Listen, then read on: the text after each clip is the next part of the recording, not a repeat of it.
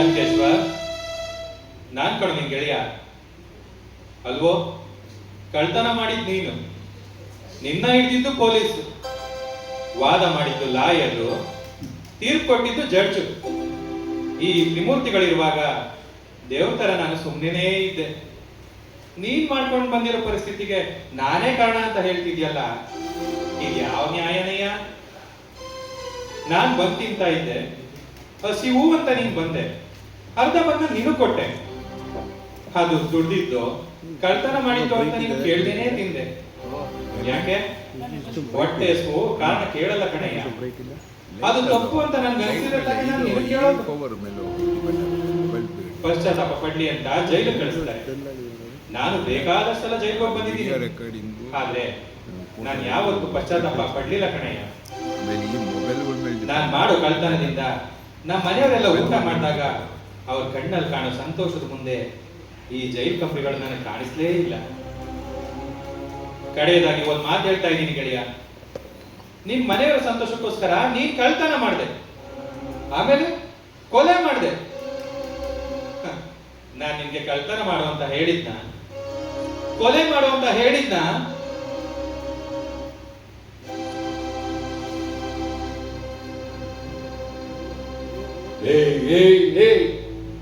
ಏನಪ್ಪ ಮಹಾಬುದ್ಧಿವಂತ, ನಿಮ್ಮಪ್ಪನಿಗೆ ಬುದ್ಧಿ ಇಲ್ವಾ ಅಂತ ಕೇಳ್ತಿದೀಯ?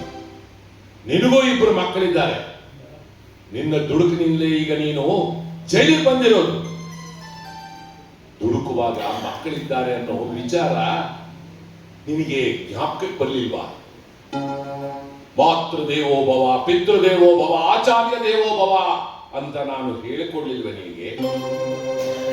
ನಿನ್ನಲ್ಲಿರೋ ದೌರ್ಬಲ್ಯಕ್ಕೆ ದೊಡ್ಡೋರ್ ಕಾರಣ ಅಂತ ದೂಷಿಸ್ತಾ ಇದೆಯಲ್ಲ ನೀನು.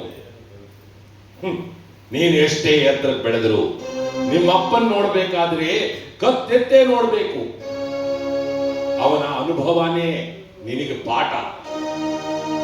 ನೀನು ಬೆಳೆಯೋಕಾಗ್ಲಿಲ್ಲ, ಅಡ್ಡದಾರಿ ಹಿಡಿದೆ. ಅವನನ್ನ ಯಾಕೆ ದೂಷಿಸ್ತೀಯ? ಕಳ್ಳತನ 3ನೇ ಸಾರಿ ಆದ್ಮೇಲೆ ಅನಿವಾರ್ಯ ಆಗೋಯ್ತು ನಿನಗೆ. ಆಮೇಲೆ ಅದೇ ಒಂದು ಚಟ ಆಗೋಯ್ತು ನಿನಗೆ. ಹೌದಪ್ಪ, ಕಳ್ಳತನದಿಂದ ಕೊಲೆಗಾರ ಅನ್ನೋ ಪ್ರಮೋಷನ್ ತಗೊಂಡಿದ್ದೀಯ. ಬಂದ ಮೇಲೆ ನನಗೆ ಭಯ ಆಗೋದು ಸಹಜ ತಾನೆ. ಅದು ಅಂತ ಸಾಧು ಪ್ರಾಣಿನ ಕೊಂದಿದ್ದೀಯಲ್ಲ ಅಂದ್ರೆ ನಿನ್ನ ಸಾಮಾನ್ಯ ವಿದ್ಯಾರ್ಥಿ ಅಂತ ನಂಬೋಕಾಗ್ತಾ ಇಲ್ಲ. ಕೊಲೆ ಮಾಡಿದ ಪಶ್ಚಾತ್ತಾಪ ಇಲ್ಲದ ಮನುಷ್ಯನಿಗೆ ಕಳ್ಳತನ ಮಾಡಿದ್ದಕ್ಕೆ ಯಾಕೆ 3 ವರ್ಷದಿಂದ ಜೈಲಲ್ಲಿ ಇದ್ದೀಯ? ಇಷ್ಟು ದಿವಸ ಇಲ್ಲದೆ ಇರೋ ಪಶ್ಚಾತ್ತಾಪ ಇವತ್ತ್ಯಾಕೆ?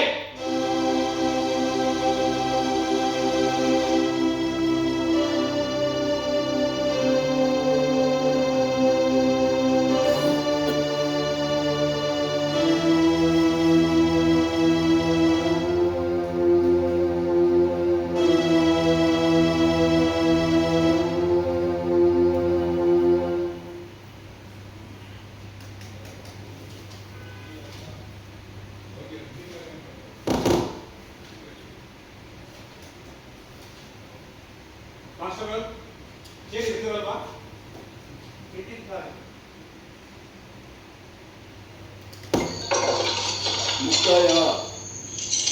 ಮುಕ್ತಾಯಕ್ಕೂ ಮುನ್ನ ಕಲಿಸ್ತೇನೆ.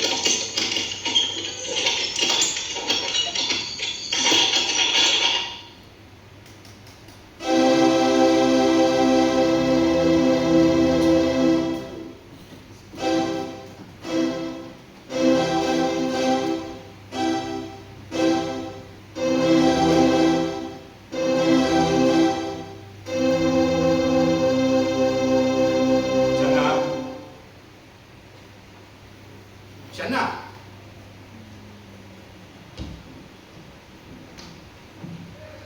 ಚೆನ್ನ, ಸರ್, ಯಾಕಪ್ಪ ನಾನು ಕೂಗಿದ್ ಕೇಳಲಿಲ್ವಾ? ಕ್ಷಮಿಸಿ ಸರ್, ಏನೋ ಯೋಚನೆ ಮಾಡ್ತಾ ಇದ್ದೆ. ಯೋಚನೆ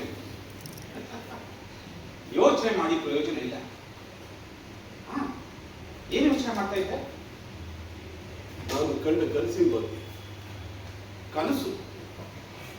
ನೀನು ನಿದ್ದೆನೆ ಮಾಡಿಲ್ಲ ಅಂತ ಅನ್ಕೊಂಡಿದ್ದೆ, ಕನಸು ಬೇರೆ ಕಂಡಿದೀಯಾ? ಹೌದು ಸರ್. ನನ್ನ ಈ ಪರಿಸ್ಥಿತಿಗೆ ಯಾರ್ಯಾರು ಕಾರಣರು ಅವನ್ನೆಲ್ಲ ಕನಸಲ್ಲಿ ಕರೆದು ಪ್ರಶ್ನೆಗಳನ್ನ ಮಾಡಿದೆ. ಉತ್ತರ ಸಿಕ್ತಾ?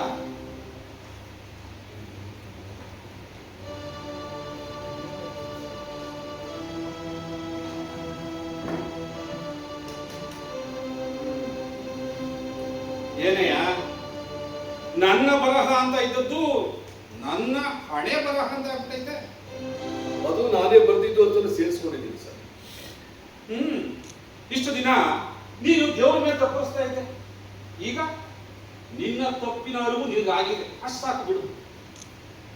ನನ್ನ ಕನಸಿನಲ್ಲಿ ಬಂದ ಪಾತ್ರಗಳು ಬೇರೆ ಬೇರೆ ಆದರೂ ಪ್ರಶ್ನೆ ಉತ್ತರ ಎರಡು ನಂದೇ ಸರ್. ಅಂದ್ರೆ ಇಷ್ಟು ವರ್ಷ ನನ್ನ ಈ ಪರಿಸ್ಥಿತಿಗೆ ಅವರೆಲ್ಲ ಕಾರಣ ಅಂತ ನಾನು ಅನ್ಕೊಂಡಿದ್ದೆ. ಆದ್ರೆ ಇವತ್ತು ನನ್ನ ಕನಸು ನನ್ನ ಕಣ್ತೆರೆಸು. ಸರಿ ಸರಿ, ನನ್ನ ಪರಿಸ್ಥಿತಿಗೆ ನಾನೇ ಕಾರಣ ಅಂತಾನು ಹೇಳಿ. ಸರಿ, ಅದಕ್ಕೆಲ್ಲ ಈಗ ಕಾಲಾವಕಾಶ ಕಡಿಮೆ. ನಾನು ಬಂದು ಕೆಲಸ ಮುಗಿಸ್ತೇನೆ.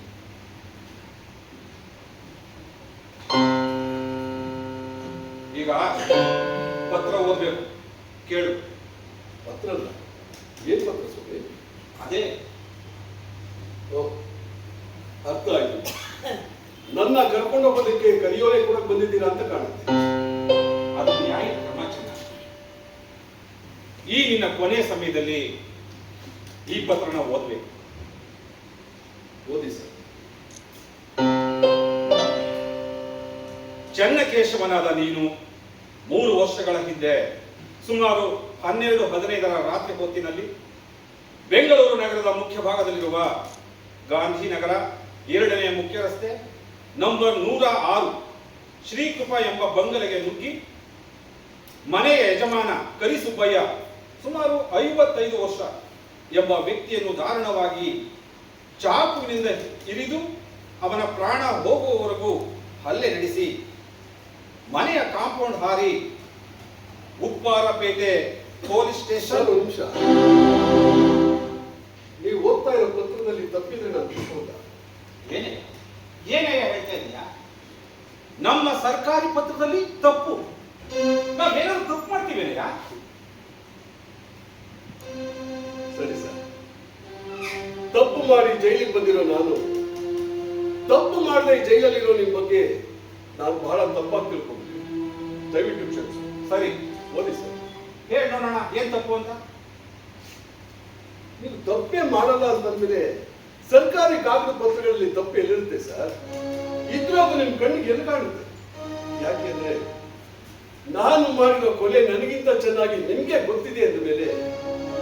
ಆಯ್ತು, ನಿನಗೆ ತಪ್ಪು ಅಂತ ತೋರಿದ್ದಾದ್ರೂ ಎಲ್ಲಿ? ಹಾಗೆ ತಿದ್ಕೊಳ್ಳೋಣ. ತಿದ್ಕೊಳ್ತೀರಾ? ನಿಮ್ ಕಾನೂನಲ್ಲಿ ತಿದ್ಕೊಳ್ಳೋಕ್ಕೂ ಅವಕಾಶ ಇದೆ. ಸರಿ ಸರ್, ನೀವು ತಿದ್ಕೊಳ್ತೀನಿ ಅಂತಂದ್ರೆ ನಾನು ಹೇಳ್ತೀನಿ. ಚೆನ್ನ, ಯಾರೇ ತಪ್ಪು ಮಾಡ್ಲಿ ಕಡೆ, ತಪ್ಪು ಮಾಡಿದ ಮೇಲೆ ತಿದ್ದುಕೊಳ್ಳೋದು ಸಹಜ. ನಮ್ಮ ಬದುಕೆ ಹಾಗಲ್ಲ. ಮಗುವಾಗಿದ್ದಾಗ ಎಡವಿ ಬಿದ್ದು ಸರಿಯಾಗಿ ನಡೆಯೋದನ್ನು ಕಲಿತೀವಿ. ಹಾಗೆ ಮಾತು ಕೂಡ ಮುದ್ದಾಗಿ ಪೆದ್ದಾಗಿ ಮಾತಾಡಿ ಕೊನೆಗೆ ಸರಿಯಾಗಿ ಮಾತಾಡೋದನ್ನು ಕಲಿತೀವಿ. ಮಕ್ಕಳು ಅಂದ್ರೆ ನಿಮ್ಗೆ ತುಂಬಾ ಇಷ್ಟ ಅಂತ ಕಾಣುತ್ತೆ. ಆ ವಿಷಯ ಡೈವರ್ಟ್ ಮಾಡಬೇಡ, ನೇರವಾಗಿ ವಿಷಯಕ್ಕೆ ಬಾ. ನೀವು ಇಷ್ಟೊಂದು ಬಲವಂತ ಮಾಡ್ತಾ ಇದ್ದೀರಿ ಅಂತ ಹೇಳ್ತೀನಿ ಸರ್. ಸರ್, ನೀವು ಓದಿದ ಪತ್ರದಲ್ಲಿ ಒಂದು ಬಿಟ್ಟೋಗಿದೆ, ಒಂದು ತಪ್ಪಾಗಿದೆ. ಏನು? ಒಂದು ಬಿಟ್ಟೋಗಿದೆ, ಇನ್ನೊಂದು ತಪ್ಪಾಗಿದೆ. ಹೌದು ಸರ್. ಸರ್, ನಾನು ಕಳ್ತನ ಮಾಡೋದಕ್ಕೆ ಅಂತ ಆ ಮನೆಗೆ ಹೋದಾಗ ಆ ಮನೆ ಆಳು ನನ್ನ ಹಿಡಿಯೋಕ್ ಬಂದ. ಮೊದಲು ನಾನು ಅವನ್ನ ಕೊಂದೆ. ಇದು ಬಿಟ್ಟೋಗಿದೆ ಸರ್. ಇನ್ನ ಎರಡನೇದು ಸರ್, ನಾನು ಕೊಲೆ ಮಾಡಿದ ನಂತರ ಕಾಂಪೌಂಡ್ ಆರದೆ ಅಂತ ನೀವು ಪತ್ರದಲ್ಲಿ ಓದಿದ್ದೀರಿ. ಇಲ್ಲ ಸರ್, ಅದು ತಪ್ಪು. ನಾನು ಒಳಗಡೆ ಹೋಗುವಾಗ ಕಾಂಪೌಂಡ್ ಆರಿದೆ. ಕಾಂಪೌಂಡ್ ಆರಿ ನಾನು ಕೊಲೆ ಮಾಡಿ ರಾಜಾರೋಷವಾಗಿ ಬಾಗಿಲು ತಕ್ಕೊಂಡು ಹೊರಗಡೆ ಬಂದೆ ಸರ್. ಹೌದಯ್ಯ, ಹೌದು, ಒಪ್ಪದೆ. ಎಂತಹ ತಪ್ಪು, ಎಂತಹ ತಪ್ಪು. ಇದು ತಪ್ಪಿನ ಲೆಕ್ಕವೇ ಅಲ್ಲ ಸರ್. ನಾನಿದು ತಪ್ಪು ಅಂತಲೂ ಹೇಳ್ತಾ ಇರಲಿಲ್ಲ. ಆದ್ರೆ ಸರ್ಕಾರಿ ಕಾಗದ ಪತ್ರಗಳಲ್ಲಿ ರವೆಯಷ್ಟು ತಪ್ಪಾದ್ರೂ ಯಾಕೆ ಇರಬೇಕು ಅಂತ. ರವೆ ಎಂತದ್ದಯ್ಯ, ಬಂಡೆ ಬಂಡೆ ಅಂತ ತಪ್ಪು. ಸರಿ, ನೀನ್ ಹೇಳ್ದಾಗೆ ತಿದ್ಕೊಳ್ತೀನಯ್ಯ. ಅಲ್ಲ, ಛೇ ಛೇ ಛೇ ಛೇ ಛೇ. ಒಬ್ಬ ಕೊಲೆಗಾರನ ಕೈಲಿ ನಾನ್ ತಿದ್ದಿಸ್ಕೊಡೋ ಹಾಗಾಯ್ತಲ್ಲ. ಸರ್, ಮತ್ತೆ ತಪ್ಪು ಮಾಡ್ತಾ ಇದ್ದೀನಿ. ಕೊಲೆಗಾರನು ಒಬ್ಬ ಮನುಷ್ಯನೇ ಅಲ್ಲ ಸರ್. ಶಂಕದಿಂದ ಬಂದ್ರೆ ತೀರ್ಥ ಅಲ್ಲ ಸರ್. ತೀರ್ಥ ಎಲ್ಲಿಂದ ಬಂದ್ರೆ ಅದು ಪ್ರಸಾದ. ಓದಿ ಸರ್. ನಿಜವಾಗ್ಲು ನಿಜವಾಗ್ಲು ಅವಮಾನ ಕಣೆ. ಏನ್ ಮಾಡೋದು? ಆ ಪತ್ರ ಓದಿ ಕೇಳು. ಇದು ಒಂದು ನಾನು ಎಲ್ಲಿದೆ? ಉಪ್ಪಾರಪೇಟೆ ಸರ್. ನಾವು ಉಪ್ಪಾರಪೇಟೆ ಪೊಲೀಸ್ ಸ್ಟೇಷನ್ ಅಂತ ಓದ್ತಾ ಇದ್ದಾಗ ನಾನು ಅಡ್ಡ ಬಂದೆ ಸರ್. ಓಹೋ, ಸರಿ ಸರಿ, ಮುಂದುವರಿಸ್ತೀನಿ. ಉಪ್ಪಾರಪೇಟೆ ಪೊಲೀಸ್ ಸ್ಟೇಷನ್ ಹೋಗಿ ಸ್ವಯಂ ನೀನೇ ಶರಣಾಗಿ ನ್ಯಾಯಾಲಯದಲ್ಲಿ ತಪ್ಪು ಒಪ್ಪಿಕೊಂಡಿರುವುದಕ್ಕಾಗಿ IPC ಸೆಕ್ಷನ್ 302 ಪ್ರಕಾರ ಮರಣದಂಡನೆ ವಿಧಿಸಿದ್ದು ಸರಿಯಷ್ಟೇ.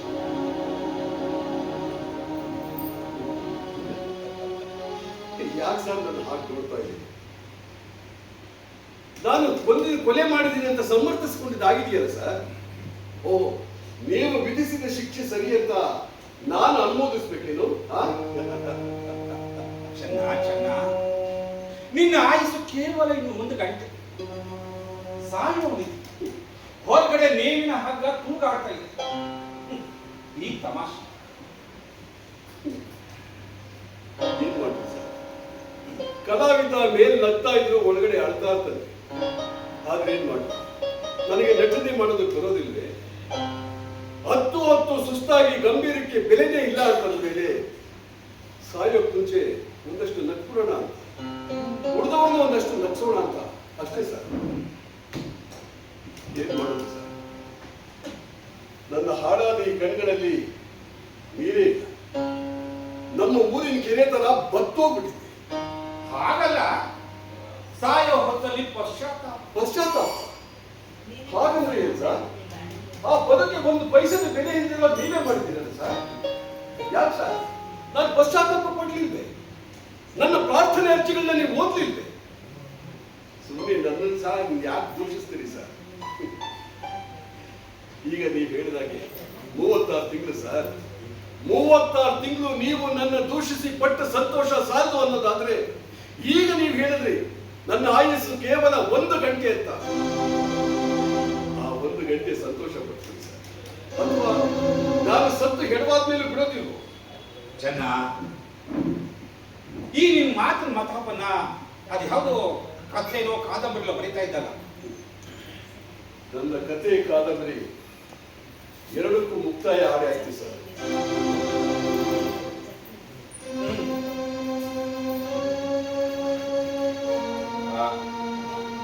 ಮುಂದುವರಿಸ್ತೇನೆ. ಈ ತೀರ್ಪಿನ ಮೇಲೆ ನೀನು ರಾಷ್ಟ್ರಪತಿಯವರಿಗೆ ಕ್ಷಮಾಪಣೆ ಬೇಡಿಕೆ ಸಲ್ಲಿಸಿದ್ದು ತಿರಸ್ಕೃತವಾಗಿ ನಿನಗೆ 8 ದಿನಗಳ ಹಿಂದೆ ತಿಳಿಸಿದಂತೆ ಈ ದಿನ ಸೂರ್ಯೋದಯಕ್ಕೆ ಮೊದಲು ನಿನ್ನನ್ನು ಗಲ್ಲಿಗೇರಿಸಲಾಗುವುದು.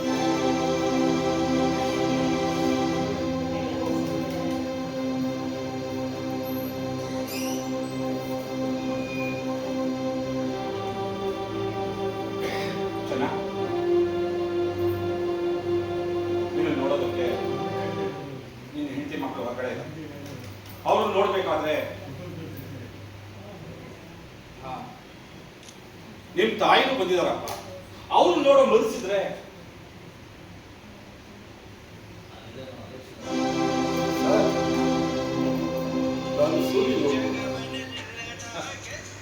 ನಿನ್ನ ಉದ್ದೇಶ ಏನು ಅಂತ ನಂಗೆ ಅರ್ಥ ಆಯ್ತು. ನಾವು ಸಾಮಾನ್ಯವಾಗಿ ಇಂಥ ಅವಕಾಶ ಯಾರಿಗೂ ಕೊಡುವುದಿಲ್ಲ.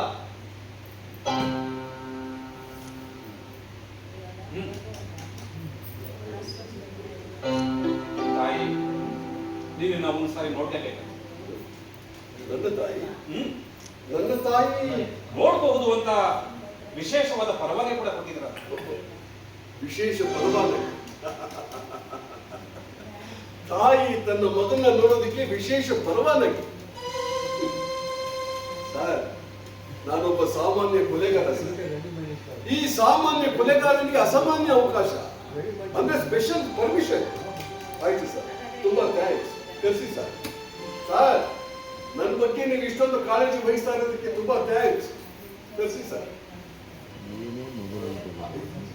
ಹಾ, ನೀವು ನಿಮ್ಮ ತಾಯಿ ಜೊತೆ ಮಾತಾಡ್ಬೇಕಾದ್ರೆ ನಾನು ಇಲ್ಲೇ ಇರ್ಬೇಕಾಗುತ್ತೆ. ನನ್ನ ತಾಯಿ ನನಗೆ ವಿಷ ಕೊಟ್ಟು ಕೊಂದು ನಿಮ್ಮ ಹಸುವಿನ ಹಕ್ಕಕ್ಕೆ ವಂಚನೆ ಮಾಡ್ತಾರೆ ಅಂತ ಭಯನ? ಹಾಗೇನಿಲ್ಲ. ಸುಳ್ಳು ಹೇಳಬಾರ್ದು ಸರ್. ಸುಳ್ಳು ಹೇಳೋದು ನಮ್ಮ ಹಕ್ಕು. ನಿಜ ಹೇಳಿ. ಅದಕ್ಕೆ ತಾನೇ ನೀವು ಇಲ್ಲೇ ಇರ್ತೀರಿ ಅಂತ ಹೇಳಿ. ಸರ್, ಮಗನಿಗೆ ವಿಷ ಕೊಟ್ಟಿದ್ದು ಪುರಾಣದಲ್ಲಿ ಸರ್. ಹಿರಣ್ಯ ಕಶ್ಯಪುವಿನ ಹೆಂಡತಿ ಮಗನಿಗೆ ಅವಳು ವಿಷ ಕೊಡಬೇಕು ಅಂತ ಕೊಡ್ಲಿಲ್ಲ. ಗಂಡ ಮಣ್ಣು ತಿನ್ನು ಅಂತಂದ್ರೆ ತಿಂದವಳಿಗೆ ಮೋಕ್ಷ ಅಂತ ಇದ್ದ ಧರ್ಮ ಅವಳ ಕೈನಲ್ಲಿ ವಿಷ ಕೊಡೋ ಹಾಗೆ ಮಾಡ್ತೀವಿ. ಪುರಾಣ ಬಿಟ್ಟಾಗಿ ಸರ್. ನೀವು ಹುಲಿ ನೋಡಿದ್ದೀರಿ ಸರ್? ಏನ್ ತಮಾಷೆ ಮಾಡ್ತೇವೆ? ಹುಲಿ ಸರ್, ಹುಲಿ. ಮರಿ ಹುಲಿ ತಾಯಿ ಮಗ್ಲಲ್ಲಿ ಇದ್ದಾಗ ನೀವು ನೋಡ್ಬೇಕು ಸರ್. ಮರಿ ಹುಲಿಗೆ ಏನಾದ್ರೂ ಅಪಾಯ ಕಂಡು ಬಂದ್ರೆ ತಾಯಿ ಹುಲಿ ತನ್ನ ಮೈ ಮೇಲೆ ಜ್ಞಾನವನ್ನು ಇಲ್ಲದೆ ತನ್ನ ಪ್ರಾಣವನ್ನು ಲೆಕ್ಕಿಸದೆ ಗುರಿ ಇಟ್ಟ ಬೇಟೆಗಾರನ ಕೊಂದಲ್ಲಿ ಬೀಳುತ್ತೆ ಸರ್. ಆದ್ರೆ ನನ್ನ ತಾಯಿ ಹಾಗಲ್ಲ ಸರ್. ನನ್ನ ತಾಯಿ ನನ್ನನ್ನು ಕೊಲ್ಲೋದಿಲ್ಲ ಸರ್. ಯಾಕಂದ್ರೆ ನಾನು ಕೊಲೆಗಾರ. ನನ್ನ ತಾಯಿ ನಿಮ್ಮ ತಾಯಿಯ, ನನ್ನ ತಾಯಿ ಎಲ್ಲರ ತಾಯಿಯಾಗಿ ನನ್ನ ತಾಯಿ. ಅದಿರ್ಬೋದು, ಇರ್ಬೋದು. ಆದ್ರೆ ನಾವೇನ್ ಮಾಡಲ್ಲ. ನಮ್ ರೂಲ್ಸ್ ನಾವು ಫಾಲೋ ಮಾಡ್ಲೇಬೇಕಲ್ಲ. ಹಾ, ನಿಮ್ ತಾಯಿ ಕಾಫಿ, ಒಂದು ಲೋಟ ಕಾಫಿ ತಂದಿದ್ದಾರಂತೆ. ಅದನ್ನ ನಮ್ಮ ಡಾಕ್ಟ್ರು ಪರೀಕ್ಷೆ ಕೂಡ ಮಾಡಿದಾರಂತೆ. ಓ, ಏನಂತೆ ಸರ್ ಫಲಿತಾಂಶ? ಯಾವ ಕಾಯಿಲೆ ಬಂತು? ಕಾಫಿಗೆ ಸರ್? ಮತ್ತಿದೇನು ಸರ್? ಪ್ರತಿನಿತ್ಯ ಹೋಟೆಲ್ಗಳಲ್ಲಿ ಮಾರಾಟ ಮಾಡೋ ಬೆರ್ಕೆ ಮೋಸದ ಕೆಟ್ಟ ಕಾಫಿನ ಪರೀಕ್ಷೆ ಮಾಡದೆ ತಾಯಿಯಾದವಳು ತನ್ನ ಮಗನ್ನ ನೋಡ್ಬೇಕು ಅಂತ ಕೊನೆ ಸರಿ ಕಾಫಿ ತಗೊಂಡು ಬಂದ್ರೆ ಆ ಕಾಫಿನ ಡಾಕ್ಟರ್ ಪರೀಕ್ಷೆ ಮಾಡುದು ಅಂತ ಹೇಳಿದ್ರಲ್ಲ, ಅದಕ್ಕೆ ನಾನು ಸರ್ ಈಗಲೂ ನಾನು ನನ್ನ ತಾಯಿನ ನೋಡಕ್ಕೆ ಇಷ್ಟಪಡ್ತಾ ಇರಲಿಲ್ಲ ಸರ್. ಆದ್ರೆ ಅದು ಹೆತ್ತ ಕರಡು. ಆ ಹೆತ್ತ ಕರಡಿಗೆ ಮೋಸ ಮಾಡಬಾರ್ದು ನೋಡಿ, ಅದಕ್ಕೆ ಒಪ್ಕೊಂಡು ಯಾವ್ದಾದ್ರು ಗಂಡು ಮಕ್ಕಳು ಯಾವ್ದಾದ್ರು ಊರಿಗೆ ಹೊರಟಿದ್ದಾಗ ತಾಯಿಯಾದವಳು ಕಣ್ಣಲ್ಲಿ ನೀರು ಹಾಕ್ತಾ ಮನೆ ಬಾಗಿಲಿಗೂ ಬಂದು ಸುಖವಾಗಿ ಹೋಗಿ ನೆಮ್ಮದಿಯಾಗಿ ಪಾಪ ಮಗನೇ ಅಂತ ಹರಿಸಿ ಕಳಿಸ್ಕೊಡ್ತಾರೆ. ಆದ್ರೆ ಇಲ್ಲಿ ನಾನು ಹೋಗ್ತಾ ಇರೋದು ದೂರದ ಊರಿಗೆ ಸರ್. ಮತ್ತೆ ಈ ಪ್ರಪಂಚಕ್ಕೆ ಬರ್ತಾ ಇರುವಂತ ದೂರದ ಊರಿಗೆ ಹೋಗ್ತಾ ಇದ್ದೀನಿ. ಈ ಲೋಕನೇ ಬಿಟ್ಟು ಹೋಗ್ತಾ ಇದ್ದೀನಿ. ಅಂಥದ್ರಲ್ಲಿ ನನ್ನ ತಾಯಿ ನನ್ನ ನೋಡುವುದು ಸಹಜ ಅಲ್ವೇ ಸರ್? ಈಗಲೂ ಅವಳು ಕಣ್ಣಲ್ಲಿ ನೀರು ತರಿಸ್ಬೇಕು ಅಂತ ನನಗೆ ಇಷ್ಟ ಇಲ್ಲ ಸರ್. ಆದ್ರೆ ಅವಳು ಕೊನೆ ಸರಿ ನೋಡಕ್ ಬರ್ತೀನಿ ಅಂತ ಹೇಳ್ತಾ ಇದ್ದಾಳಲ್ಲ, ಅವಳ ಆಸೆಗೆ ನಾನು ತಲೆ ಬಾಗ್ತಾ ಇದ್ದೀನಿ. ಈ ಭೂಮಿ ಹೊಟ್ಟೆ ಒಳಗಡೆ ಹೋಗೋದಕ್ಕಿಂತ ಮುಂಚೆ ಈ ಭೂಮಿಗೆ ನನ್ನನ್ನು ಪರಿಚಯ ಮಾಡಿಸಲ್ಲ, ಅವಳನ್ನ ಒಂದು ಸರಿ ನೋಡ್ಬೇಕಾದ ನನ್ನ ಧರ್ಮ, ನನ್ನ ಕರ್ತವ್ಯ ಸರ್. ಅಮ್ಮ ಅಮ್ಮ ಅಮ್ಮ ಅಮ್ಮ, ನೀನ್ ಯಾಕಮ್ಮ ಬಂದೆ? ನೀನ್ ಯಾಕಮ್ಮ ಬಂದೆ? ನೀನ್ ಯಾಕೆ ಬಂದೆ? ನಮ್ಮನ್ನೆಲ್ಲ ಬಿಟ್ಟು ಹೋಗ್ತೀಯೇನೋ, ಬಿಟ್ಟು ಹೋಗ್ತೀಯೇನೋ. ಕೆಟ್ಟಗಳು ನಾನು, ಕೆಟ್ಟಗಳು ಚೆನ್ನ, ಸರಿ, ಅದು ನನಗೊಬ್ಬೇ ಮಗ.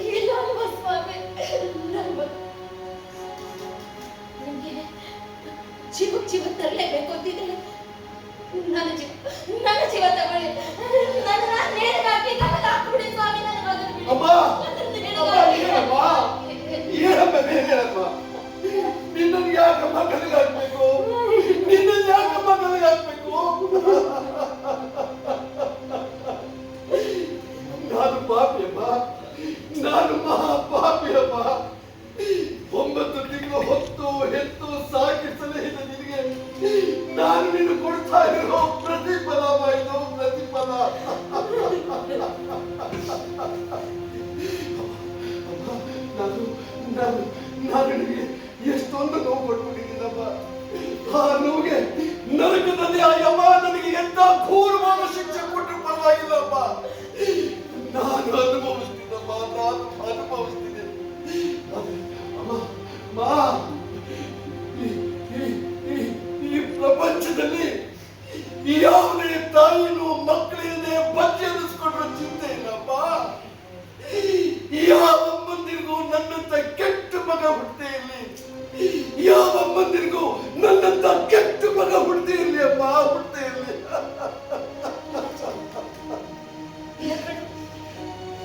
ಯಾವ ತಾಯಿಗೂ ತಮ್ಮ ತಪ್ಪೇ ಮಾಡಲ್ಲ ಕಣ. ಗಾಂಧಾರ ಆಡೆ ನೋಡು, ನೀನು ಬಯಸೋದೆ ಆದ್ರೆ ನೀನು ಮಾಡಿರೋ ತಪ್ಪನ್ನ ಯಾವ ಮಗನು ಮಾಡದೇ ಇರ್ಲಿ ಅಂತ ಬಯಸೋ, ಯಾವ ಬಯಸೋ. ತಾಯಿ ಗೊತ್ತಾಯ್ತಮ್ಮ.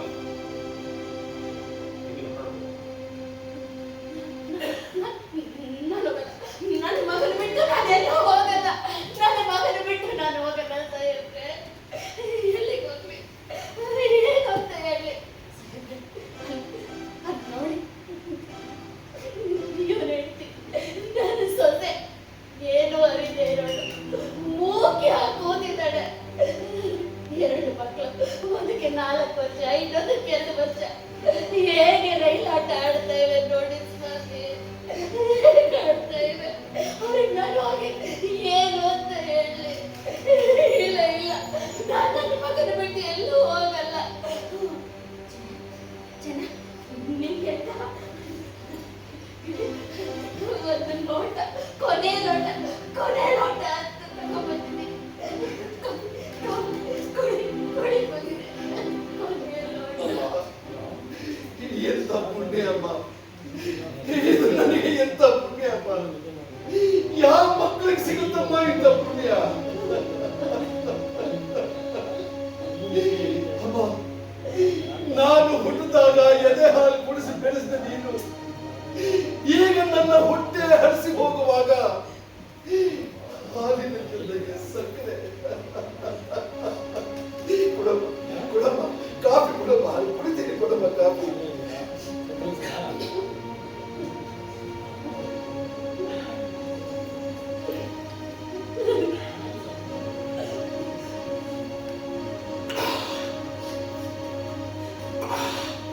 ಏನಮ್ಮ,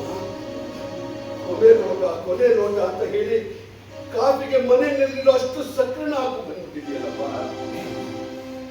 ಇನ್ಯಾರು ಸಕ್ಕರೆ, ಇನ್ನೆಲ್ಲಿ ಸಿಹಿಪ, ಇನ್ನೊಂದು ಮನೆ ಅಲ್ಲ, ಮಸಣ, ಮೂಳೆ ಗೋಧಿ ಕಣೋ, ಮೂಳೆ ಗೋಧಿ.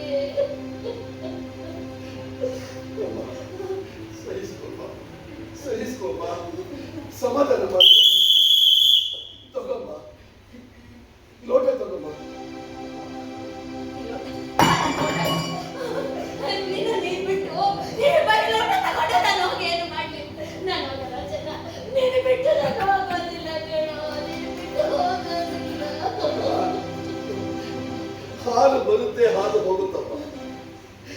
ಈ ಲೋಟ ಬಿಸಾಕಿದ್ರೆ ಏನಮ್ಮ? ಈ ಲೋಟ ಬಿಸಾಕಿದ್ರೆ ಹಾಲನ್ನ ನೀನು ಯಾವ್ದನ್ನಮ್ಮ ತುಂಬಿಸ್ಕೊತೀಯ? ಹಾಲನ್ನ ತುಂಬಿಸ್ಕೊಳ್ಳೋದಕ್ಕೆ ಲೋಟ ಬೇಕಮ್ಮ. ಮಕ್ಕಳು ಹಾಲು ಕುಡಿಯೋದಕ್ಕೂ ಲೋಟ ಬೇಕಮ್ಮ. ಹಾಗೆ ಹಾಗೆ ನೀನು ಬೇಕಮ್ಮ, ನೀನು ಬೇಕು. ನೀನು ಮುಂದೆ ನಿಂತು ನನಗೆ ಮದುವೆ ಮಾಡಲೆ. ನಾನು ಮದುವೆ ಮಾಡ್ಕೊಂಡಿದ್ದ ತಪ್ಪಿಗೆ, ನನಗೆ ಮಕ್ಕಳು ಹುಟ್ಟಿದ ತಪ್ಪಿಗೆ ನನ್ನ ಹೆಂಡತಿ ಮಕ್ಕಳಿಗೆ ಯಾಕಮ್ಮ ಶಿಕ್ಷೆ?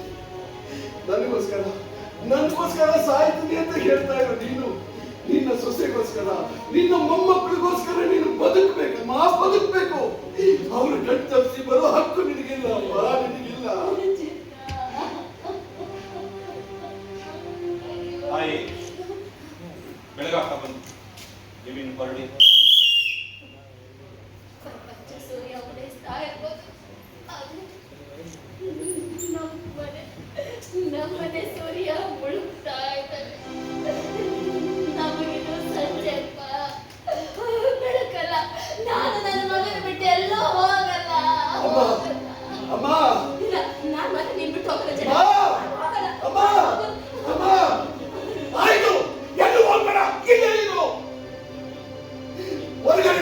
ಮಕ್ಕಳಿದ್ದಾರೆ. ಎಲ್ಲರ ಮುಂದೆನೂ ಒಂದು ದೊಡ್ಡ ಚಪ್ಪಲಿ ಕಲ್ಲು ತಗೊಂಡು ಅವ್ರ ತಲೆ ಮೇಲೆ ಹಾಕಿ ಅವ್ರನ್ನ ಕೊಂದು ಏನ್ ಮಾತಾಡ್ತಿದ್ದೀರಿ? ನಾನು ಇನ್ನೇನು ಮಾಡ್ಲಿ ಸರ್, ನಾನು ಇನ್ನೇನು ಮಾಡ್ಲಿ ಸರ್, ನನ್ನ ಬಿಟ್ಟು ಹೋಗಲ್ಲ ಹೋಗಲ್ಲ ಅಂತ ಹೇಳ್ತಾ ಇದ್ದೀನಿ. ನಾನು ಇನ್ನೇನು ಮಾಡ್ಲಿ ಸರ್, ಇವಳು ಹೀಗೆ ಮಾಡೋದ್ರಿಂದ ಇವಳ ಕಷ್ಟನೂ ಬಗೆಹರಿಯುತ್ತೆ, ಇವಳು ಆಸೆ ಈಡೇರುತ್ತೆ. ಅಮ್ಮ ಆಗ ಆಗ ನಿನ್ನು ನನ್ನ ಜೊತೆಗೆ ಕರ್ಕೊಂಡ್ಬಂದು ಕಲ್ಗಾಗ್ತಾರಮ್ಮ, ಅವಾಗ ಇಬ್ರು ಮಟ್ಟಿಗೆ ಹೋಗ್ಬೋದು.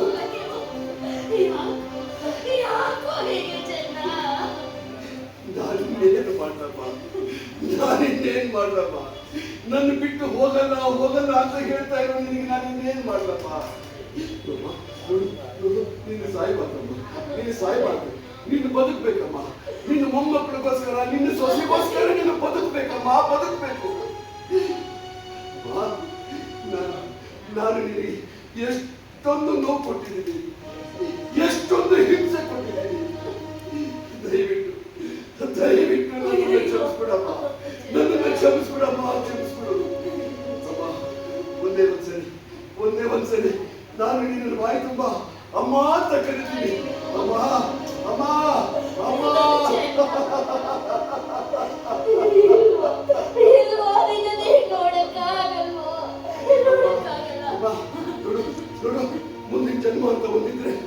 ಮುಂದಿನ ಜನ್ಮ ಅಂತ ಬಂದಿದ್ರೆ ಮತ್ತೆ ನಿನ್ನ ಮಗನಾಗಿ ನಿನ್ನ ಹೊಟ್ಟೆಯಲ್ಲಿ ಹುಟ್ಟಿ ನಿನ್ನ ಋಣ ತೀರಿಸ್ತೀನಮ್ಮ, ನಿನ್ನ ಸುಖವಾಗಿ ನೋಡ್ಕೋತೀನಮ್ಮ, ನಿನ್ನ ಸಂತೋಷವಾಗಿ ನೋಡ್ಕೋತೀನಿ. ಈಗ ಹೋಗಮ್ಮ, ಈಗ ಹೋಗಮ್ಮ, ನಿನ್ನ ಕೈ ಮುಗಿದು ಕೇಳ್ಕೊತೀನಿ, ಹೋಗಮ್ಮ ಅಮ್ಮ, ನೀವು ಹೋಗಮ್ಮ, ನಿನ್ನೆ ಹೋಗಮ್ಮ. ಸಾರ್, ನಾನು ಇವಳು ಮುಖ ನೋಡಕ್ ಆಗ್ತಾ ಇಲ್ಲ, ಇವನ್ನ ಕರ್ಕೊಂಡು ಹೋಗಿ ಸಾರ್, ಕರ್ಕೊಂಡು ಹೋಗಿ, ನಿಮ್ಮ ಕೈ ಮುಗಿದ್ದೀನಿ, ಕರ್ಕೊಂಡು ಹೋಗಿ ಸಾರ್, ಕರ್ಕೊಂಡು ಹೋಗಿ. ಬನ್ನಿ ಅಮ್ಮ,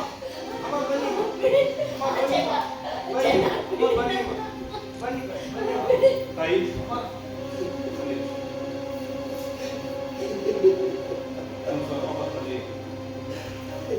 ಅವನನ್ನ ಶವನ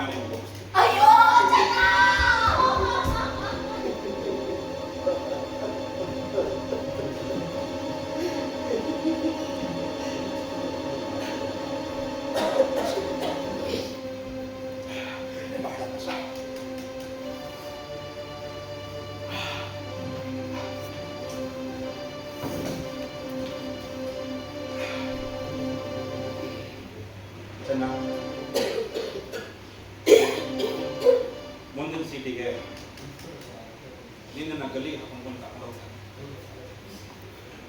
ನೀನೇನಾದ್ರೂ ಹೇಳೋದಿದ್ರೆ ನನ್ನ ಹತ್ರ ಹೇಳ್ಬೋದು.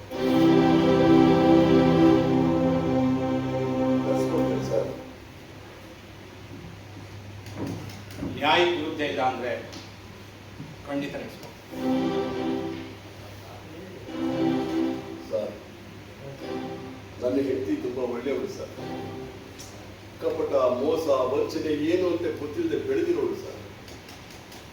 ಅವಳು ಜೀವನಕ್ಕೋಸ್ಕರ ಹಾಲು ಮಾಡ್ತಾಳೆ ಸರ್. ಪ್ರತಿದಿನ ಹಾಲು ತಗೊಳ್ಳೋರು ತಿಂಗಳಿಗೆ ಸರಿಯಾಗಿ ಹಣ ಕೊಡದೇ ಇದ್ದಾಗ ಅವಳು ಮಕ್ಕಳನ್ನ ಸಾಕೋಕ್ಕೋಸ್ಕರ ಸಣ್ಣ ಪುಟ್ಟ ಕಳ್ತನ ಮಾಡ್ಬೋದು ಸರ್. ಅವಳು ಕಳ್ತನ ಮಾಡಿದ್ಲು ಅಂತ ಕಳ್ಳಿ ಅಂತ ನೀವು ತಗೊಂಡೋಗಿ ಅವಳನ್ನ ಜೈಲಿಗೆ ಹಾಕ್ತಿದ್ರೆ ನನ್ನ ಮಕ್ಕಳು ಅನಾಥರಾಗಿರ್ತಾರೆ ಸರ್. ಅದರಿಂದ ಅವಳು ಮಾರೋ ಹಾಲನ್ನ ನೀವು ಜೈಲಿಗೆ ಅಂತ ತಗೊಂಡು ಅದು ಸಾಧ್ಯವಲ್ಲ. ಈಗಾಗಲೇ ನಾವು ಕಾಂಟ್ರಾಕ್ಟ್ ಕೊಟ್ಬಿಡಿ. ಬೇಕಾದ್ರೆ ನಾನು ನನ್ನ ಮನೆಗೆ ಹಾಲು ಹಾಕ್ಸ್ಕೊಂಡು ಅಕ್ಕಪಕ್ಕದವ್ರಿಗೂ ಹೇಳಿ ಹಾಲು ಹಾಕ್ಸ್ಕೊಳ್ಳೋಕ್ಕೆ ಪ್ರತಿ ತಿಂಗಳು ನೀನು ಹೆಂಡತಿಗೆ ದುಡ್ಡು ಹೋಗುವಾಗ ಮಾಡ್ತೀನಿ. ಇಷ್ಟು ನಾನು ಮಾಡಬಲ್ಲೆ. ಸಂತೋಷ. ಇನ್ನು ಎರಡೇದು ಸರ್, ಮುಂದಿನ ವರ್ಷ ನನ್ನ ಮಕ್ಕಳನ್ನ ಶಾಲೆಗೆ ಸೇರಿಸ್ತಾರೆ. ಆ ಶಾಲೆಯಲ್ಲಿ ತಂದೆ ಹೆಸರನ್ನ ಕೇಳದೆ ಇರೋ ಹಾಗೆ ನೀವು ಏರ್ಪಾಡು ಮಾಡಿ. ಯಾಕೆಂದ್ರೆ ಕೊಲೆಗಾರನ ಮಕ್ಕಳು ಅಂತ ಯಾರು ನನ್ನ ಮಕ್ಕಳು ಮುಂದೆ ಬೆಟ್ಟು ಮಾಡಿ ತೋರಿಸಬಾರ್ದು ನೋಡಿ. ಅದಕ್ಕೆ ಅಲ್ಲಯ್ಯ, ಇರೋ ಮಾತಾಡಿದ್ರೆ ನಿನಗೆ ಕೋಪ? ಇರೋ ಮಾತಲ್ಲ ಸರ್, ಅದಕ್ಕೆ ನಾನು ತಮ್ಮಲ್ಲಿ ವಿಜ್ಞಾಪನೆ ಮಾಡ್ಕೊಳ್ತಾ ಇದ್ದೀನಿ. ಏನು, ಅವರು ನಿನ್ನ ಮಕ್ಕಳಲ್ವಾ? ಅವ್ರು ನನ್ನ ಮಕ್ಕಳೇ ಸರ್. ಆದ್ರೆ ಕೊಲೆಗಾರನ ಮಕ್ಕಳಲ್ಲ, ಈ ಚೆನ್ನನ ಮಕ್ಕಳು. ಚೆನ್ನ, ಸರ್, ನನ್ನ ಮಕ್ಕಳು ಹುಟ್ಟೋದಕ್ಕಿಂತ ಮುಂಚೆ ನಾನು ಕೊಲೆ ಮಾಡಿದ್ರೆ ಅವರು ಕೊಲೆಗಾರನ ಮಕ್ಕಳಾಗ್ತಾ ಇದ್ರು ಸರ್. ಆದ್ರೆ ನಾನು ಕೊಲೆ ಮಾಡಿದ್ದು ನನ್ನ ಮಕ್ಕಳು ಹುಟ್ಟಿದ ಮೇಲೆ. ಅದರಿಂದ ಅವ್ರು ನನ್ನ ಮಕ್ಕಳು ಸರ್, ಕೊಲೆಗಾರನ ಮಕ್ಕಳಲ್ಲ, ಈ ಚೆನ್ನನ ಮಕ್ಕಳು. ಮಾತು ನಿಲ್ಸಿ. ಇನ್ನೇನಾದ್ರೂ ಹೇಳೋದಿದ್ಯಾ? ಇನ್ನೊಂದಿದೆ ಸರ್.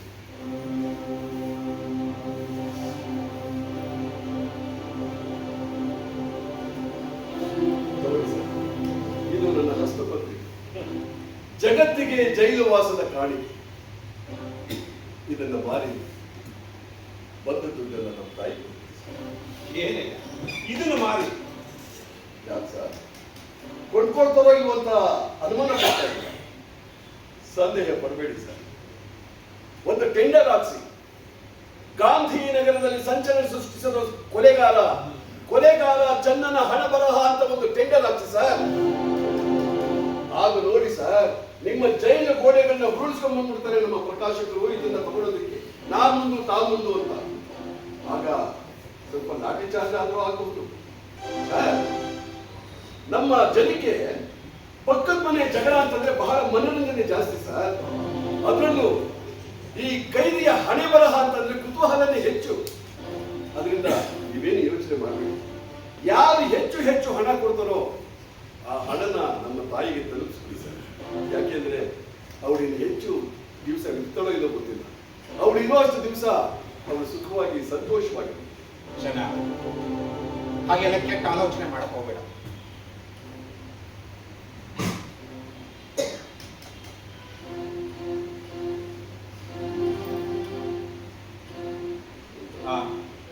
ಸರಿ, ನಿಲ್ಸು.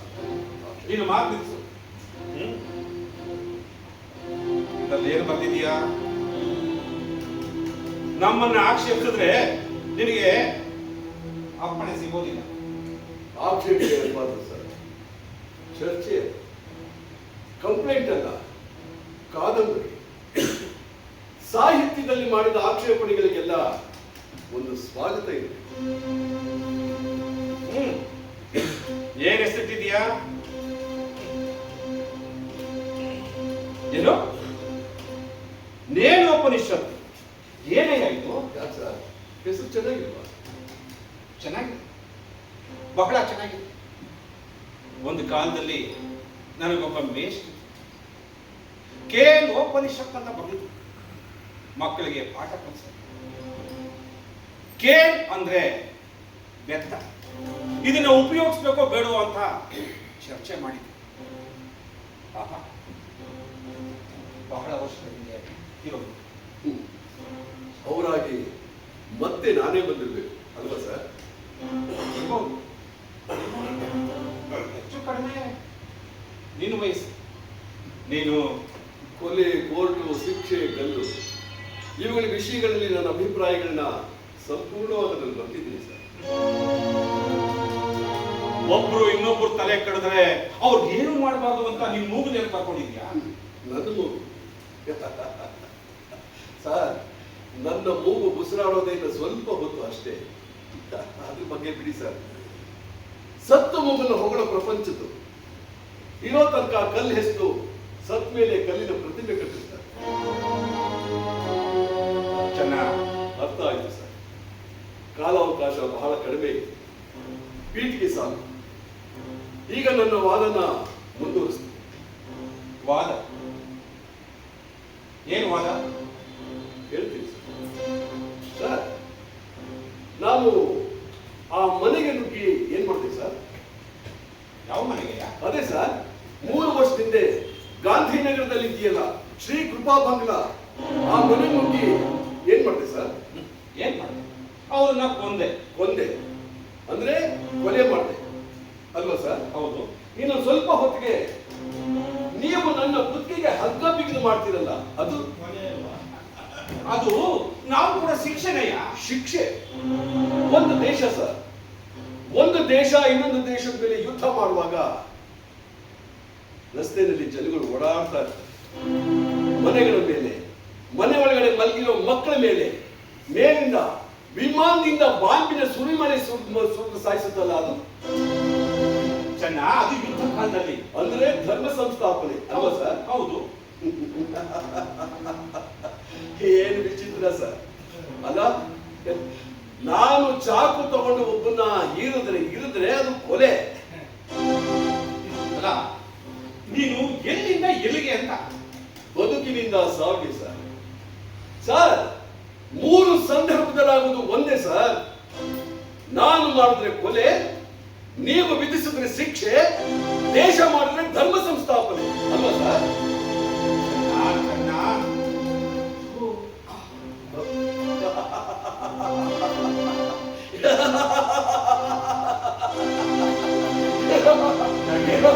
ಯಾಕೆ ನಗ್ತಾ ಇದೀಯ? ಅಲ್ಲ ಸರ್, ನಾನು ನನ್ನ ವಾದನ ಮುಂದಿಟ್ಟು ಮಾತ್ರಕ್ಕೆ ನೀವು ನನ್ನ ಜಾಗದಲ್ಲೇ ಬಂದು ಕೂತ್ಬಿಟ್ರಲ್ಲ ಸರ್, ಅದಕ್ಕೆ ನಗು ಬಂತು ಅಷ್ಟೇ. ಕ್ಷಮಿಸಿ ಸರ್. ನೀವು ಸ್ವಲ್ಪ ಸಮಾಧಾನವಾಗಿ ಯೋಚನೆ ಮಾಡ್ತೋಡಿ. ಯುದ್ಧ ಮಾಡುವ ಪ್ರತಿ ಒಂದು ದೇಶನೂ ಆ ಜಾಗದಲ್ಲಿ ಕೂರಿಸ್ಬೋದು ಅಲ್ವಾ ಸರ್? ಸರ್, ನಿಘಂಟಲ್ಲಿ ಬೇರೆ ಬೇರೆ ಹೆಸರುಗಳನ್ನ ಕರೆದ ಮಾತ್ರಕ್ಕೆ ಪಾಪದ ಸ್ವರೂಪ ಬದಲಾಗೋದಿಲ್ಲ ಸರ್. 3 ಸಂದರ್ಭದಲ್ಲಾಗೋದು ಒಂದೇ, ಪ್ರಾಣ ನಷ್ಟ, ಒಂದೇ ಹೊಣೆ, ಜನರ ಸಾವು. ಹಾಗಂತ ಈ ಪುಸ್ತಕದಲ್ಲಿ ಬರ್ತಿದ್ಯಾ? ವಿಸ್ತಾರವಾಗಿ ಚರ್ಚೆ ಮಾಡಿದ್ದೀವಿ ಸರ್. ಸರ್, ಒಬ್ಬ ತಾಯಿಗೆ ಒಂದು ಮಗುಗೆ ಜನ್ಮ ಕೊಡೋದಕ್ಕೆ 9 ತಿಂಗಳು ತಗೊಳ್ತಾರೆ ಸರ್. ಆದ್ರೆ ನಿಮ್ಗೆ ಒಬ್ಬ ಮನುಷ್ಯನ ಸಾಯಿಸೋದಕ್ಕೆ, ನೇಣಿಗೆ ಹಾಕೋದಕ್ಕೆ ಒಂದೇ ಕ್ಷಣ. ಅದನ್ನೇ ಇದರಲ್ಲಿ ವಿಸ್ತಾರವಾಗಿ ಚರ್ಚೆ ಮಾಡಿದ್ದೀನಿ ಸರ್. ನಾನು ಮಾಡೋ ಕೊಲೆಗಿಂತ ನೀವು ಕೊಡೋ ಶಿಕ್ಷೆ ಇದೆಯಲ್ಲ, ಅದು ಹೆಚ್ಚು ಕ್ರೂರ, ಅನಾಧಾರಿಕಾರಿಯ ಪ್ರಮಾಣ ಹೆಚ್ಚು ಅಂತ ಏನು ವಿಜ್ಞಾಪಿಸ್ಕೊಂಡಿದ್ದೀನಿ ಸರ್. ಒಪ್ಪಿ ಅಂತ ಬಲವಂತ ಇಲ್ಲ, ಒಪ್ಪಿ ಅಂತ ನಮ್ಮ ಲಾಯರ್ ಒತ್ತಾಯ ಪಡಿಸೋದು ನೀವು ಒಪ್ಪಲಿಲ್ಲ. ವಾದ ಕೇಳಿ ನಾವು ಕೊಲೆಗಾರರು ಅಂತ ನಿರೂಪಿಸಿದ್ವಿ. ಹೌದು ಸರ್, ನಾವು ಕೊಲೆಗಾರರೇ. ನಾವು ಕೊಲೆ ಮಾಡುವಾಗ ನಮ್ಮ ಮೈಯಲ್ಲಿ ಪಿಶಾಚಿ ಬಕ್ಕಿರುತ್ತೆ, ಆಗ ನಾವು ಮೃಗಗಳಾಗಿರ್ತೀವಿ. ನಮಗೆ ಕೊಲೆ ಮಾಡಕ್ಕೆ ನಾನಾ ಕಾರಣಗಳಿರುತ್ತೆ ಸರ್. ಚಿತ್ತು, ಸೇಡು, ನೀವು ಹಿಡಿತೀರಿ ಅಂತ ಭಯ, ನಾವು ಕೊಲ್ತೀವಿ. ಆದ್ರೆ ನಿಮ್ಗೇನು ಸರ್ ಕಾರಣ? ನ್ಯಾಯಕ್ಕೆ ಚಿತ್ತಿಲ್ಲ, ಸೇಡು ಇರೋ ಹಾಗಿಲ್ಲ, ಭಯಕ್ಕಂತ ಅವಕಾಶವೇ ಇಲ್ಲ. ಕೋರ್ಟ್ನಲ್ಲಿ ಸಮಾಧಾನವಾಗಿ ಕೂತಿರ್ತೀರಿ, ಸಾಧಾರಣವಾಗಿ ಚರ್ಚೆ ಮಾಡ್ತೀರಿ, ಕೊನೆಗೊಂದಿನ ತೀರ್ಪು ಕೊಡ್ತೀರಿ. 8 ದಿನಗಳ ಮುಂಚೆ ನಿನ್ನನ್ನು ಗಲ್ಲಿಗೆ ಹಾಕಲಾಗುತ್ತದೆ ಅಂತ. ನೇಣ ಹಕ್ಕನ್ನು ಚೊಕ್ಕ ಮಾಡ್ತೀರಾ, ಆ ಹಕ್ಕ ನಮ್ಮ ಭಾರ ತಡೆಯುತ್ತೋ ಇಲ್ವೋ ಅಂತ ಪರೀಕ್ಷೆ ಮಾಡಿ ಸಮಾಧಾನ ಪಡ್ಕೋತೀರಾ. ಆಮೇಲೆ ಒಳ್ಳೆ ಮುಹೂರ್ತ ನೋಡಿಕೊಂಡು ನಮ್ಮನ್ನ ಮೆರವಣಿಗೆ ಮಾಡಿಸ್ಕೊಂಡು ಕರ್ಕೊಂಡು ಹೋಗಿ ಸಾಕ್ಷಿಗಳ ಎದುರಿಗೆ ನಿಲ್ಲಿಸಿ ವಿಧಿವತ್ತಾಗಿ ನಮ್ಮ ಪ್ರಾಣ ತೆಗಿತೀರಲ್ಲ, ಇದಕ್ಕಿಂತ ಉದ್ದೇಶಪೂರ್ವಕವಾದ ಕೊಲೆ ನಾನು ಮಾಡಿದ್ದೆ ಸರ್. ಸಾಕು, ನೀನು ಉದ್ದುದ್ದ ಭಾಷಣ ನನಗೆ ಬೇಡ ಸರ್. ದೀಪ ಆಗೋಕ್ಕಿಂತ ಮುಂಚೆ ಪ್ರಕಾಶಮಾನ ಉರಿಯುತ್ತದೆ. ಹಾಗೆ ನನ್ನ ಮಾತನ್ನು ಬೇಗ ಮುಗಿಸ್ಕೊಡ್ತೀನಿ. ದಯವಿಟ್ಟು ಬೇಸರ ಪಟ್ಕೊಳ್ಳೋದು ಹೇಳಿ ಸರ್. ಸರ್, ನಾನು ನನ್ನ ಹೆಂಡತಿನ, ನನ್ನ ಮಕ್ಕಳನ್ನ, ನನ್ನ ತಾಯಿನ ಎಷ್ಟು ಪ್ರೀತಿಸ್ತೀನಿ ಅಂತ ನಿಮಗೆ ಗೊತ್ತು. ಅವರು ನನ್ನ ಅಷ್ಟು ಪ್ರಾಣಕ್ಕಿಂತ ಹೆಚ್ಚಾಗಿ ಪ್ರೀತಿಸಿದ್ರು ಕೂಡ ನಾನು ಆ ಮನೆ ಒಳಗಡೆ ನುಗ್ಗಿ ಆ ಮನೆ ಯಜಮಾನನ ಅಷ್ಟೊಂದು ದಾರುಣವಾಗಿ, ಅಷ್ಟೊಂದು ಕ್ರೂರವಾಗಿ ಯಾಕೆ ಬಂದೆ? ಆ ಪ್ರೌಢದ ಮುಖದ ಹಿಂದಿನ ಕಾರಣ ಏನು? ಇದಕ್ಕೆ ಕಾರಣ ನೀವು ಈ ಜನ್ಮ ಅಲ್ಲ ಸರ್, ಇನ್ನೊಂದು ಜನ್ಮ ಎತ್ತಿದ್ರೆ ಕೊಡೋದಕ್ಕಾಗೋದಿಲ್ಲ. ಆದ್ರೆ ನಾನು ಮಾಡಿರೋ ಕೊಲೆಗೆ ನ್ಯಾಯವಾದ ಕಾರಣ ಇದೆ ಅಂತ ನನಗೆ ಹೆಮ್ಮೆ ಇದೆ ಸರ್, ಹೆಮ್ಮೆ ಇದೆ. ನನ್ನನ್ನು ಸಾಯಿಸಿ ನೀವು ನ್ಯಾಯ ಸಂಪಾದನೆ ಮಾಡಿದ್ರಿ ಅಂತ ಹೆಮ್ಮೆ ಪಡ್ಕೋಬೇಡಿ ಸರ್. ಚೆನ್ನ, ನೀನು ತಪ್ಪು ತಿಳ್ಕೊಂಡಿದ್ದಿ. ನಿನ್ನ ನೇಣು ಹಾಕೋದಾಗ್ಲಿ ಅದು ನಾವು ಹೆಮ್ಮೆ ಪಡ್ಕೊಳ್ಳೋಕ್ಕಲ್ಲ. ಸಮಾಜ ಸುರಕ್ಷಿತವಾಗಿರ್ಲಿ ಅಂತ. ಸಮಾಜ ಯಾವುದು ಸರ್ ಸಮಾಜ? ನಮ್ಮನ್ನ 4 ಗೋಡೆಗಳ ಮಧ್ಯೆ ತಂದು ಕೂಡಾಕಿ ಬೀಗ ಹಾಕಿದ್ರು ಕೂಡ ಸಮಾಜಕ್ಕೆ ಯಾಕೆ ಸರ್ ಭಯ? ಅಂದ್ರೆ ನಿನ್ನನ್ನು ಎಷ್ಟು ದಿನ ಅಂತ ಬೀಗ ಕೂಡಾಕಿರೋದು? ಓಹ್, ಹಾಗೆ ನಮ್ಮನ್ನ ಇಲ್ಲಿ ಇರಿಸ್ಕೊಳಕ್ ಆಗಲ್ಲ ಅಂತ ನೇಣಿಗಾಗ್ತಾ ಇದ್ದೀರಿ ನೀನು? ನೀನ್ ಹೇಳೋದೇನು? ನಿನಗೆ ಜೀವಾವಧಿ ಶಿಕ್ಷೆ ವಿಧಿಸಬಾರ್ದಿತ್ತು ಅಂತೇನು? ಇಲ್ಲ ಸರ್, ಖಂಡಿತ ನಾನು ಅದನ್ನು ಒಪ್ಪಲ್ಲ ಸರ್. ಸುಮ್ಮನೆ ವೃದ್ಧ ನಿಮ್ಗೆ ಯಾಕೆ ಅನ್ನದಂಡ? ಚೆನ್ನ, ನೀನು ಈ ಮಾತು ಆಡಬಾರ್ದು. ಅನ್ನದ ವಿಚಾರದಲ್ಲಿ ನಾವು ಯಾವತ್ತೂ ನಿನಗೆ ದ್ರೋಹ ಮಾಡಲಿಲ್ಲ. ನಿನಗೆ ಗೊತ್ತಾ, ನೀನ್ ಜೈಲಿಗೆ ಬಂದಾಗಿದ್ದ 22 ಪೌಂಡ್ ತೂಕ ಜಾಸ್ತಿ ಆಗಿದೆ. ನಿಜಾನೇ ಸರ್? ಸುಳ್ಳಲ್ಲ. ಹೌದು ಸರ್. 8 ದಿನಕ್ಕೆ ಮುಂಚೆ ನನಗೆ ನೋಟಿಸ್ ಕೊಡುವಾಗ ನನ್ನ ತೂಕ ಚೆಕ್ ಮಾಡಿದ್ರು. ಬಹುಶಃ ನನ್ನ ಭಾರ ತಡೆಯೋ ಹಗ್ಗ ತಯಾರಿಸಿರ್ಬೇಕು ಅಂತ ಕಾಣುತ್ತೆ. ಆದ್ರೂ ಇದು ತುಂಬಾ ಅವಮಾನ ಸರ್. ಅಲ್ಲ ಸರ್, ಕುತ್ತಿಗೆಗೆ ನೇಣು ಹಾಕು, ಕುತ್ತಿಗೆಗೆ ಪ್ರತಿ ಕ್ಷಣನೂ ಕೈದಿಗೆ ಕಣ್ಣು ಮುಂದೆ ಕಾಣ್ತಾ ಇರ್ಬೇಕಾದ್ರೆ ತುತ್ತು ಅನ್ನೋನು ಅವ್ನ ಗಂಟಲ್ಲಿ ಇಳಿಯೋದು ಕಷ್ಟ. ಅಂಥದ್ರಲ್ಲಿ 22 ಪೌಂಡ್ ತೂಕ ನಾನು ಹೆಚ್ಚಿದ್ದೀನಿ ಅಂತಂದ್ರೆ ಇದು ತುಂಬಾ ಅವಮಾನ ಅಲ್ವಾ ಸರ್? ಸರ್, ನಿಮ್ಮ ಕಾಲಾಗೃಹದಿಂದವರೆಗೆ ನಿಮ್ಮ ಸರ್ಕಾರದ ಆಹಾರ ಸರಬರಾಜಿನಲ್ಲಿ ಕೊರತೆ ಬಹಳ ಅಡಚಣೆಯಾಗಿದೆ ಅಂತ ಇದೆ. ರೇಷನ್ ಅಂಗಡಿಯಲ್ಲಿ ಸಿಗೋ ಆಹಾರದಲ್ಲಿ ಮೋಸ, ಕಲಬೆರಕೆ, ತೂಕ ಕಡಿಮೆ.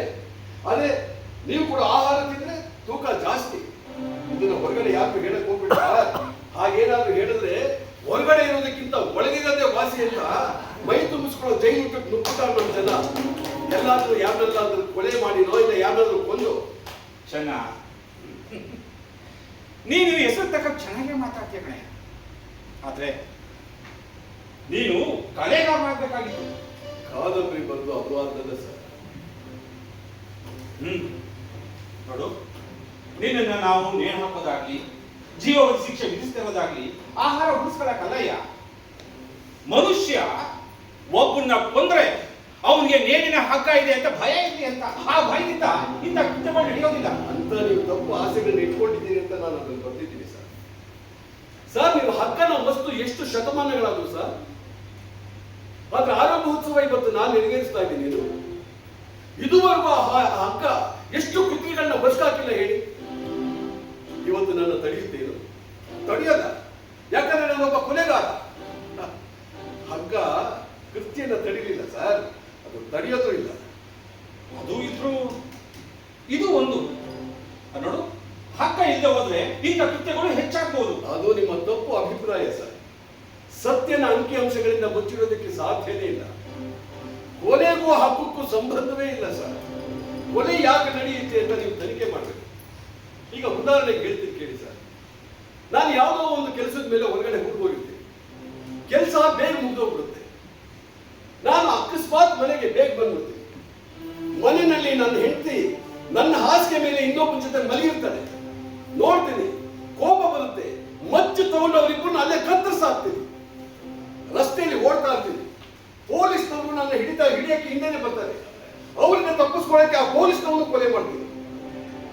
ಅಣ್ಣ ತಮ್ಮಂದ್ರು ಆಸ್ತಿಗೋಸ್ಕರ ಒಬ್ಬರನ್ನೊಬ್ರು ಕಚ್ಚಾಡ್ತಾರೆ, ಕಿತ್ತಾಡ್ತಾರೆ, ಗುದ್ದಾಡ್ತಾರೆ, ಬಡ್ದಾಡ್ಕೊಂಡು ನಡು ರಸ್ತೆಯಲ್ಲಿ ಸಾಯ್ತಾರೆ. ಅಷ್ಟೇ ಯಾಕೆ ಸರ್, ಜಾತಿ ದ್ವೇಷದಿಂದ ಎಷ್ಟೋ ಕೊಲೆಗಳು ನಡೆದೋಗಿದೆ. ಕೊಲೆ ಮಾಡೋರು ರಕ್ತ ಪಿಶಾಚಿ ಅಲ್ಲ ಸರ್. ಕೊಲೆ ಮಾಡೋದೇ ಅವನಿಗೆ ಸಂತೋಷ ಅಲ್ಲ. ಕೊಲೆ ಅನ್ನೋದು ಕೊಲೆಗಾರನಿಗೂ ಒಂಥರ ಹೇಸಿಗೆ ಸರ್. ಅಷ್ಟೇ ಯಾಕೆ ಸರ್, ಎಷ್ಟೋ ಸರಿ ಕೊಂದವನೇ ಮಚ್ಚು ಸಮೇತ ಪೊಲೀಸ್ ಸ್ಟೇಷನ್ ಹೋಗಿ ನಾನು ಕೊಲೆ ಮಾಡಿದ್ದೀನಿ ಅಂತ ತಾನಾಗಿ ಶರಣಾಗಿ ತನ್ನ ಬುದ್ಧಿಯನ್ನು ಅವನಾಗವನ್ನೇ ಹಗ್ಗಕ್ಕೆ ಕೊಡ್ಲಿಲ್ಲ ಸರ್. ಹಗ್ಗ ಅವನ್ನ ಹೊರಿಸಲಿಲ್ಲ ಸರ್, ಅವನು ಹಗ್ಗನ ಹೊರಿಸಿದ. ಹಾಗೆ ನೀವು ನನ್ನ ಕುತ್ತಿಗೆಗೆ ಹಗ್ಗ ಹಾಕ್ತಾ ಇಲ್ಲ ಸರ್, ನನಗೆ ನಾನೇ ಹಾಕೊಡ್ತಾ ಇರೋದು. ಹೌದು ಹೌದು ಚೆನ್ನ, ಅದು ನಿಜ. ಆದ್ರೆ ನಾವೇನ್ ಮಾಡಕ್ಕಾಗತ್ತೆ? ಈಗ ಅದು ನ್ಯಾಯ. ನ್ಯಾಯ ಆಯ್ತು ಸರ್, ಇದು ನ್ಯಾಯ ಅಂತಾನೆ ಇಟ್ಕೊಳ್ಳೋಣ. ಈಗ ನೀವು ಕೊಲೆ ಮಾಡಿದವ್ರನ್ನೆಲ್ಲ ನೇಣು ಹಾಕಿದ್ದೀರಾ. ಏನು ಹೋಗ್ಲಿ, ಈಗ ಹೇಳ್ತೀನಿ ಕೇಳಿ ಸರ್. ಕೊಲೆ ಮಾಡಿ ನೇಣಿಂದ ತಪ್ಪಿಸ್ಕೊಳ್ಳೋದಕ್ಕೆ ಸಾಧ್ಯನೇ ಇದೆ. ಅದು ಸಾಕ್ಷಿ ಸರಿಯಾಗಿಲ್ಲದೆ ಹೋದ್ರೆ. ಅದನ್ನೇ ಸರ್ ನಾನು ಇದ್ರಲ್ಲಿ ಬಂದಿರೋದು. ನಿಮ್ಮ ಸಾಕ್ಷಿ ಯಾವುದ್ರ ಮೇಲೆ ನಿಂತಿದೆ ಅಂತ. ಸರ್, ಶಿಕ್ಷೆಗೆ ಕೊಲೆನೇ ಮುಖ್ಯ ಅಲ್ಲ ಸರ್, ಸಾಕ್ಷಿ ಮುಖ್ಯ. ಹೌದ್ರಿ, ಸಾಕ್ಷಿ ಮುಖ್ಯ. ಅದಿಲ್ಲ ಹೋದ್ರೆ ಸಾಕ್ಷಿ ಇಲ್ಲ ಅಂದ್ರೆ ಏನು ಮಾಡೋದಕ್ಕಾಗಲ್ಲ ಸರ್, ಏನು ಮಾಡೋಕ್ಕಾಗಲ್ಲ. ಸಾಕ್ಷಿ ಬಹಳ ಅಪಾಯ ಸರ್. ಒಂದೊಂದ್ಸರಿ ಪ್ರಾಣಿಗೆ ಬಹಳ ಕುತ್ತು ತಂದ್ಬಿಡುತ್ತೆ. ಯಾರೋ ಒಬ್ಬ ಅವನು ಸಾಕ್ಷಿ ಹೇಳ್ದ ಅಂತ ಆ ಸಾಕ್ಷಿನ ನಂಬಿಕೊಂಡು ಒಬ್ಬ ನಿರಪರಾಧಿ ಬೇಕಾದ್ರೆ ನೇಣಿಗೆ ಹಾಕ್ಬಿಡ್ತೀರಿ ಸರ್ ನೀವು. ಹಾಗೆ ಕೆಲವು ಬಾರಿ ಆಗಿದೆ, ಇಲ್ಲ ಅಂತ ನಾನು ಹೇಳಲ್ಲ. ಆದ್ರೆ ಅದು ತುಂಬಾ ಅಪರೂಪ. ಈ ನಿಮ್ಮ ಅಪರೂಪ ಅನ್ನೋ ಸಮಾಧಾನದ ಮಾತು ನಾನು ಒಪ್ಪಲ್ಲ ಸರ್. 100 ಕೊಲೆಗಾರರನ್ನ ಶಿಕ್ಷಿಸದೆ ಬಿಟ್ಟು ಕಟ್ಕೊಳ್ಳೋ ಪಾಪಕ್ಕಿಂತ ಒಬ್ಬ ಕೊಲೆಗಾರನ ಕೊಂದು ಕಟ್ಕೊಳ್ಳೋ ಪಾಪ ಇದೆಯಲ್ಲ ಸರ್, ಅದು ಹೆಚ್ಚು ಮಹಾ ಪಾಪ ಸರ್, ಬಹಳ ದೊಡ್ಡದು. ಚೆನ್ನ, ನೀನು ಲಾಯರ್ ಆಗ್ಬೇಕಾಗಿತ್ತು. ಸರ್, ಈಗ ನಾನು ಮಾಡಿರೋ ಪಾಪನೇ ಸಾಕು ಸರ್. ನಾನು ಲಾಯರ್ ಆಗಿ ನನ್ನ ಹೊಟ್ಟೆ ಪಾಡಿಗೋಸ್ಕರ ಇರೋ ಬರೋ ಬುದ್ಧಿನೆಲ್ಲ ಉಪಯೋಗಿಸಿ ಕಳ್ಳತನ ಮಾಡಿದವನ ಕಳ್ಳ ಅಲ್ಲ, ಕೊಂದವನ ಕೊಲೆಗಾರ ಅಂತ ನಿರಪರಾಧಿ ಅಂತ ವಾದ ಮಾಡಿ ನ್ಯಾಯದ ಬಣ್ಣನ ಹೇಗಂದ್ರೆ ಬದುಕಕ್ಕೆ ನನಗಿಷ್ಟ ಇಲ್ಲ ಸರ್. ಜಾಣ್ತನ ಬಹಳ ಅಪಾಯ ಸರ್, ಬಹಳ ಅಪಾಯ. ಓ, ನಮಸ್ಕಾರ ಡಾಕ್ಟ್ರೆ. ಯಾಕೆ ಡಾಕ್ಟ್ರೆ ಕೆಮ್ತಾ ಇದ್ದೀರಾ? ಓ, 8 ದಿವಸದಿಂದ ನನ್ನ ಆರೋಗ್ಯದ ಬಗ್ಗೆ ಕಾಳಜಿ ವಹಿಸ್ತಾ ಇದ್ದೀನಿ ನಿಮ್ಗೆ. ನಿಮ್ಮ ಆರೋಗ್ಯದ ಬಗ್ಗೆ ನಿಮ್ಗೆ ಗಮನ ಇಲ್ಲ ಅಂತ ಕಾಣುತ್ತೆ. ಆದ್ರೂ ನಿಮ್ ಕಂಡ್ರೆ ನನ್ಗೊಂಥರ ಬೇಜಾರು. ಯಾಕೆಂದ್ರೆ ಈ ಬ್ರಹ್ಮ ಡಾಕ್ಟರ್ಗಳನ್ನ ಯಾಕೆ ಸೃಷ್ಟಿ ಮಾಡ್ದ ಗೊತ್ತೇ ಡಾಕ್ಟ್ರೆ? ನಮ್ಮ ದೇಹದಲ್ಲಿ ಜೀವ ಭದ್ರವಾಗಿ ಇದೆಯೋ ಇಲ್ವೋ ಅಂತ ನೋಡ್ಕೊಡೋದಕ್ಕೆ. ಆದ್ರೆ ಈ ಮನುಷ್ಯ ನಿಮ್ ಕೈಯಿಂದ ಮಾಡಿಸ್ತಾ ಇರೋದು ನಮ್ಮ ದೇಹದಿಂದ ಜೀವ ಬಿಟ್ಟು ಹೋಗುವವರೆಗೂ ಕೈ ಕಟ್ಕೊಂಡು ನೋಡ್ತಾ ಸುಮ್ಮನೆ ಕೂತಿದ್ದು, ಆಮೇಲೆ ಸಂಪೂರ್ಣವಾಗಿ ಜೀವ ಬಿಟ್ಟು ಹೋಗಿದೆ ಅಂತ ಡಾಕ್ಟರ್ ಸರ್ಟಿಫಿಕೇಟ್ ಕೊಡೋದು ಅಲ್ವಾ ಡಾಕ್ಟರ್? ಚೆನ್ನ ಮಾತು ಡಾಕ್ಟರ್ ಆಯ್ತು ನಿಮ್ ಕೆಲಸ ಮುಂದೆ